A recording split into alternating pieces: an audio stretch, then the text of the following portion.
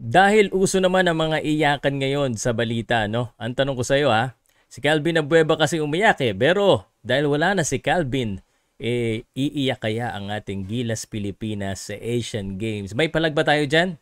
Pag-usapan din natin itong balita na ito pa lang si Tim Cone ay meron pong parang kumbaga, sinasabi ng iba, no? Binanata daw. Kumbaga may opinion na hindi pabor po kay Tim Cone dahil nga po sa kanyang kaka-presscon. No, pag-usapan po natin 'yan, bigyan natin ng opinion. At syempre, ito po, may bago pong pantasya ang mga basketball fans. Meron na naman bagong naturalized players kasi nakalista po ito sa ano no? Ang pangalan nito Onyeka. Onyeka at konting balita lang din kay Dame Lillard kasi hindi pa po tapos ang drama. The Dame drama continues. Pag-usapan po natin 'yan. Ako po si Pau Salud ng Pauka Sports. Boom, boom, Pau. Let's go. Powercast Sports. If you're new here, don't forget to subscribe and hit the notification bell.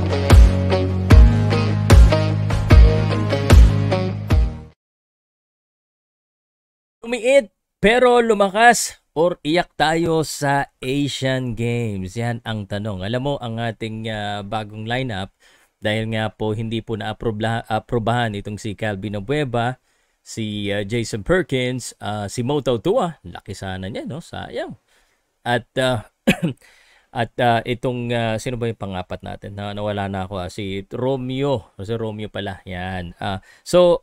Thompson, Fajardo, Tolentino, Alas, Lassiter, Aguilar, Brownlee, Ross, Oftana, Newsam, Perez, Kwame. May palagbay ang mga yan. Alam mo, isa sa concern ko kasi nung nawala po yung apat, ay sino kaya magiging second scoring option natin?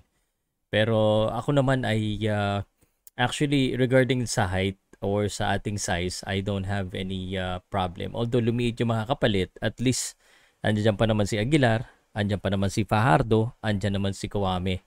So pwede naman sila magpalitan doon. Although pag nagka-problema doon sa mga big man natin ay paktay. Buti na lang hindi to World Cup. Ang sa aking pananaw ay kahit yung mga kalaban natin dito ay let's just say for example mas malaki ng konti, at least hindi World Cup, meaning hindi po talagang I mean, pardon the word hindi ganun kagagaling sa World Cup at saka siguro hindi ganun ka-athletic. So I think in my perspective po may palag pa rin tayo. Kaya nga po yung mga veterano na inilagay natin dyan, ang problema lang natin is how to be cohesive because of the issues with preparation. Yun ang problema natin, hindi yung size. I still believe kaya natin manalo. I'd like to see the first few games kung and probably yung tune-up na mangyayari po sa Biyernes. Alas 4 po, hindi po alas 7. Tingnan natin kung anong klaseng chemistry ang maipakita nila. So hopefully kahit papano meron silang play na maipakita. Pag puro broken play, ang problema ko si Brownlee would have to take over and be like an import, which he is anyway, pero yung kanya pong condition na kakatapos lang ng surgery is 100%. If it's not 100%, then grabe, mahirapan si Brownlee dito. He's not young, no? 35 na yata si Brownlee, no? And marami po dito sa ating mga players ay medyo above 30s na rin. So yun nga, matanda. At least mga bata yung pinalit. So medyo bumata na rin tayo dahil dito sa mga pumalit na mga players. Pero sa tingin ko, kaya namang manalo. Hindi naman tayo magiging kulelat kagaya ng sa FIBA World Cup.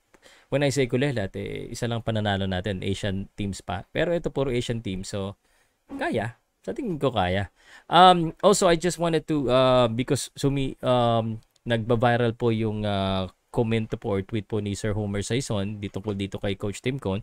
Sa akin naman po, no, sa aking opinion, I have nothing against both. No, I respect both their the leader in their respective fields in the industry.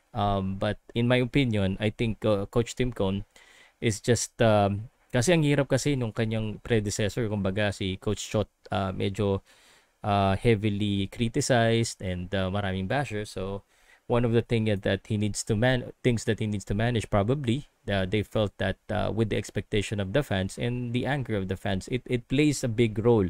Kung makikita natin yung huling FIBA World Cup, hindi pa nga tayo natatalo, parang talo na tayo, binubu pa yung mga coach. Ano po yan, no? it plays mentally and emotionally to the players and the team as a whole.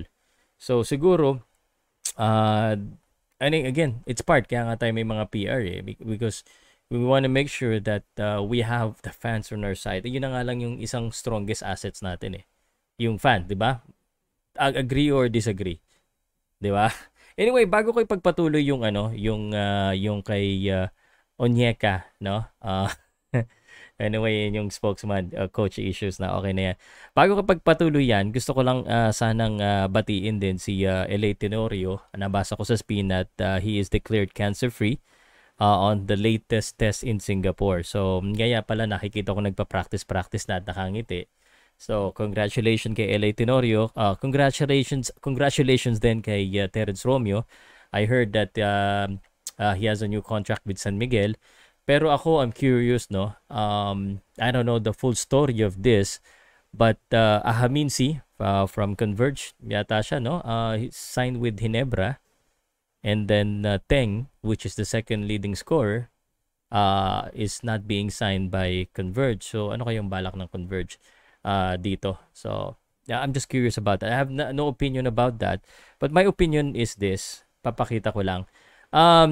Ito po yung si Onyeka Okongwu, no? Isa po siyang Amerikano, although yung kanyang heritage talaga ay Nigerian.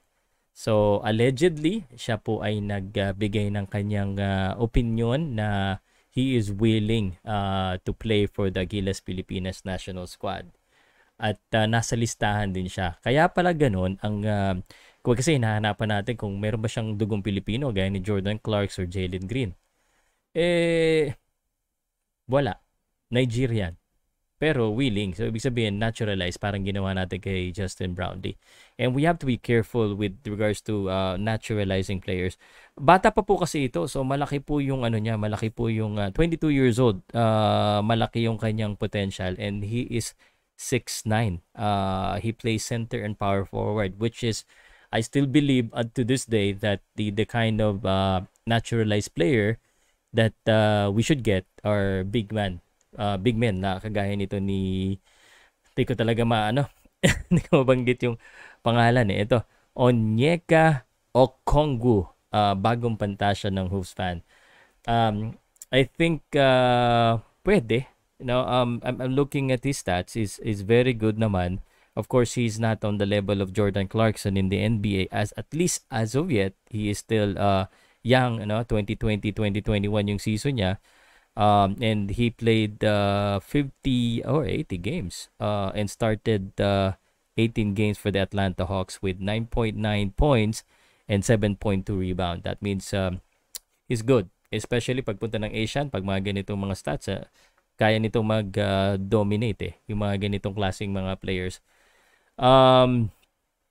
Well, hopefully, isa siya sa maging prospect. Ang tanong ko lang, may Jordan Clarkson na tayo. Siguro, no, kasi mahal na rin siguro si Jordan Clarkson. I don't know how expensive this guy would be habang bata pa siya. And willing naman siya. This could be good for the development, especially sa tingin ko, pag talagang willing na talaga tayo na magsimula sa start, yung talagang mga bata na i-develop natin to a system that plays for the international stage, yun naman talagang pangarap natin and it will be good because of the continuity aspect na inaasam-asam po ng lahat. I'm sure lahat yan inaasam-asam na yung continuity, yung tuloy-tuloy na pagpa-practice, and pagsama-sama. The problem is he's an NBA player. That's a good thing and a bad thing. And an NBA player, ibig sabihin de kalidad dito at halos lahat naman ng mga teams may NBA player. But he would not be able to join the real development. So that's the kind of thing that will be an issue. So pagdating niya, anong magiging role niya? Baka gawin na namang import.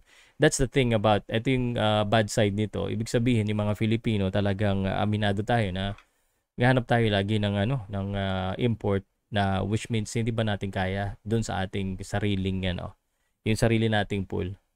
Sana pagpasok niya, he would be part of the system, not the system. Parang nangyari kay Jordan Clarkson. which could be good. I think kasi yung kanya namang laruan hindi naman siya scorer eh. So we just need to find our own scorer within the local squad. And also a quick one, grabe to si Dame Lillard. I just wanted to share some info about the Dame Lillard scenario. Parang ayaw niya sa Golden State. Parang ano yata parang meron yatang nalilig na baka mapunta siya doon. Ayaw niya doon kahit matalo daw siya, okay lang. Yung Miami Heat looks like parang sumusuko na rin sa kanya. So intay-intayin pa natin. This will be a big news once everything settles down regarding kay Damian Lillard. So yan po yung ating mga news today. And kung kayo may natutunan, kayo po ay interested sa mga ganito, pwede ba ako humingi ng favor kung umabot ka dito? Comment ka lang ng Powcast more or more Powcast kung gusto niyo ng ganitong style para hindi na ako maraming video, isang video, tapos may main topic tayo, tapos meron din tayong yung mga subtopic. But in regards to the Gilas Pilipinas, agree ba kayo sa akin na may palag pa rin tayo with this lineup? I don't think we're small. Naging maliit lang kasi maliit yung mga pinalit generally. But I think may palag po yung mga sina Tolentino, may palag yan. At saka si Alas, tingin ko okay yung mga yan. Lassiter din, magandang addition. So, let me know in the comment section at again, more Paukas Hoops.